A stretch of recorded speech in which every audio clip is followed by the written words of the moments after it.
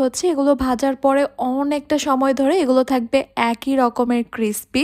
একদমই ঘরোয়া মশলায় এত সহজভাবে তৈরি করার পরেও এই চিকেন ফ্রাইগুলো এত বেশি মজা হবে, আপনারা কিন্তু বাইরের চিকেন ফ্রাইয়ের কথা ভুলেই যাবেন। আজকের চিকেন ফ্রাইগুলো আমি তৈরি করব হাড় ছাড়া মুরগির বুকের মাংস দিয়ে। আপনারা কিন্তু এগুলোকে চাইলে চিকেন ফিঙ্গারও বলতে পারেন। আমি এখানে প্রায় 300 গ্রামের মতো মুরগির বুকের মাংস নিয়ে নিয়েছি, আর এগুলোকে দেখতেই পাচ্ছেন একদম চিকন আর পাতলা করে কেটে নিয়েছি। এখন আমি এখানে দিয়ে দিচ্ছি একটা ডিম, আদা বাটা দিয়ে দিচ্ছি 1 চা চামচ, দিয়ে দিচ্ছি রসুন বাটা 1 চা চামচ, 1 চা চামচ দিয়ে দিচ্ছি টমেটো সস, 1 চা চামচ দিয়ে দিচ্ছি ডার্ক সয়া সস, লাল মরিচের গুঁড়া দিয়ে দিচ্ছি 1/2 চা চামচ, কালো গোলমরিচের গুঁড়া দিয়ে দিব 1/2 চা চামচ, অরিগানো দিয়ে দিব 1/2 চা চামচ। অরিগানোটা যদি আপনাদের বাসায় অ্যাভেলেবেল না থাকে বাদ দিতে পারেন।